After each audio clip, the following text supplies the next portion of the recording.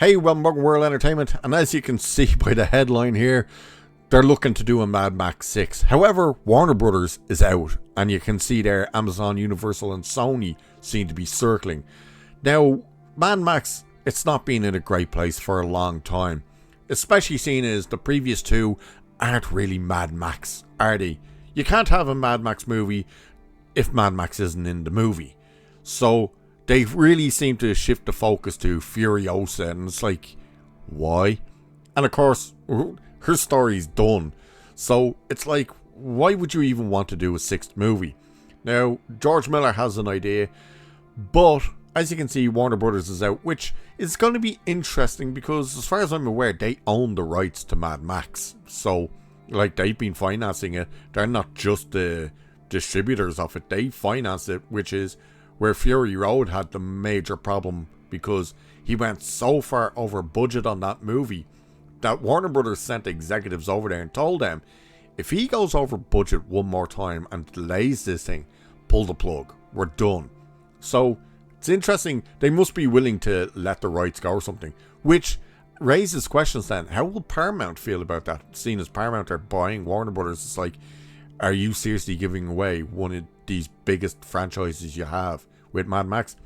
You want to get asses back in seats for Mad Max? You make old man Mad Max and you put Mel Gibson back in there and fuck focusing on all these other stupid characters nobody cares about. So, like, Furiosa bombed at the box office. It did not make money.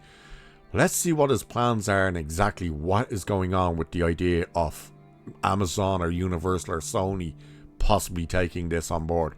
So, it says Warner Brothers has been the home of Mad Max for over 4 decades, but it looks like the wasteland is up for grabs.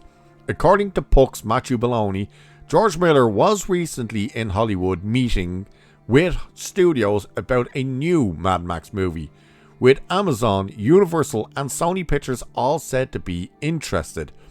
Per Belloni's sources, the 81-year-old Miller's pitch is essentially an exit plan. One final Mad Max film, followed by a TV series, and then a sale of the entire property to the highest bidder. Now again, I know George Miller came up with it, but as far as I was aware, Warner Brothers owns the rights to it. Maybe they don't, but I could have sworn they did. So the eyebrows raiser, Warner Brothers, which has distributed all 5 previous Mad Max movies, isn't in the mix. Belloni reports Miller visited the Burbank lot, but both Warner Brothers films and TV divisions passed. Now again, you see there that it's saying Warner Brothers was the distributors, but they weren't just the distributors. They financed these movies. So, like, it's not like George Miller walked in there and financed these movies himself. No, Warner Brothers financed the movie. So I don't know what way it works. So on paper, this looks insane. Mad Max Fury Road won 6 Oscars and is widely considered one of the greatest action movies ever made. So why would Warner Brothers walk away? Who the fuck says Fury Road is one of the greatest action films ever made? What window licker is out there saying that? It's a piece of shit. I'm sorry, it is. It's a piece of absolute shit. It's garbage. I'm sorry, Tom Hardy, as much as I love him, he's not Mad Max. No. There's only one Mad Max, and that is Mel Gibson. So, start with Furiosa, the 2024 prequel, grossed just 174 million worldwide against a budget reported around 168 million, which I'm pretty sure was higher than that, meaning it likely lost a significant amount once marketing is factored in. Yeah, it fucking tanked. It lost over 100 million for them. Fury Road itself was no slam dunk either, grossing 380 million on a budget north of 150 million. Keep in mind, that 150 million, that was part of the reshoots. That's the thing they always get wrong, is when they announce that number, that was part of the reshoots number because they went over budget. The budget for Fury Road was something ridiculous like 300 million. That's how much they went over budget.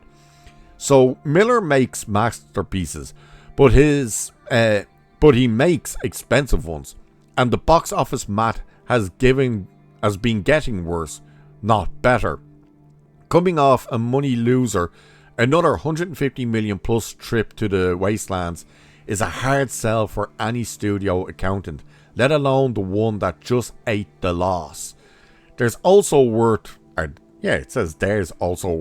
keeping in mind that Warner Bros. Discovery is in the middle of being absorbed into Paramount Skydance, something we've been covering extensively.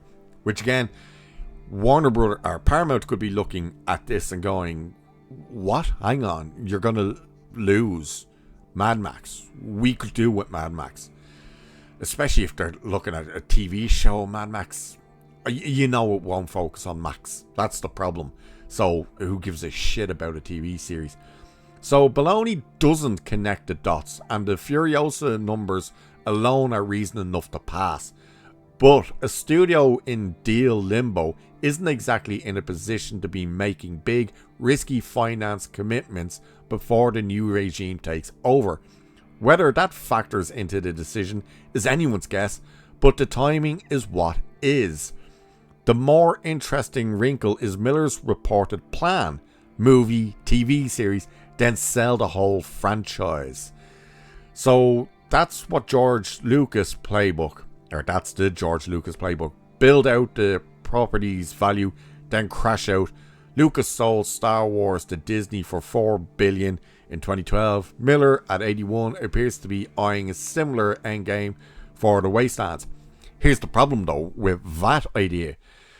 Disney overpaid for Star Wars and Lucasfilm, which they've admitted, but Star Wars was in a far better place to be purchased than the Mad Max franchise, because again, Fury Road and especially Furiosa have tainted the brand. So like, what exactly are you planning to get out of this? So Miller has long talked about Mad Max The Wastelands, the follow-up that would bring Tom Hardy's Max back. So it's a safe bet that's the one last movie being shot. Who wants it? Who the fuck wants a Mad Max movie where Mel Gibson isn't Mad Max? Because, I'm sorry, he is Mad Max. End of story. So whether Amazon, Universal or Sony is willing to pay Miller prices for a franchise coming off a money loser is the real question. For Amazon, which already owns MGM and took creative control of James Bond, adding Mad Max would be another legacy action franchise in the stable, with Prime Video as a built-in home for the TV series. The irony is hard to miss either way.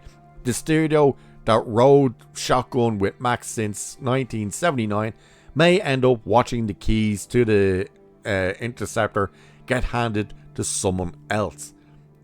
Yeah, but again, there's Mad Max, there's your real Mad Max. If you're looking at it from the point of view of who's brave enough to take it on and blah blah blah, it's like Amazon, they're probably going to finance it to just put it on the streaming service. They wouldn't really be looking at it going, yeah, we'll stick that on the big screen, because they would look at the numbers that Furiosa did and that Fury Road did and went, it's not worth that risk. Let's just take it, make it, dump it onto the streaming service. Sony, I don't think have the financial backing to actually fund something like this. And would they take the risk? They did the risk with Venom with Tom Hardy. We've seen how that went, because, the numbers just kept going down with those 3 movies.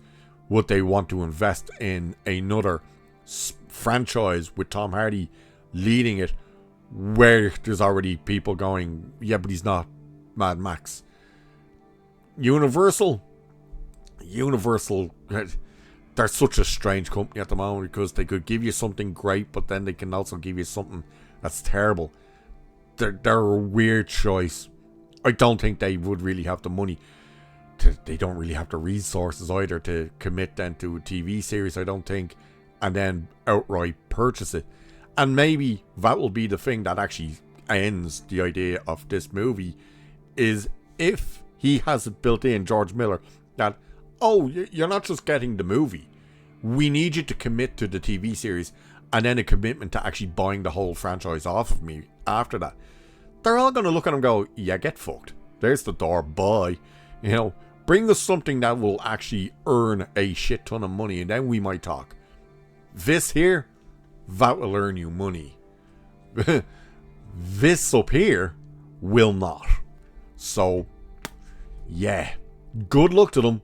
I don't think this is going to happen. I don't see any studio partaking in making this. At least one that would be committed to putting it on a big screen, but who knows? Do you want to see a Mad Max 6 that isn't, number one, Mel Gibson, and two, could be a straight to streaming movie? Let me know. And with that, I shall leave it there for this one. So do, of course, like and share and subscribe and hit that hype button and all that good stuff. Cheers. I'll catch you in the next one.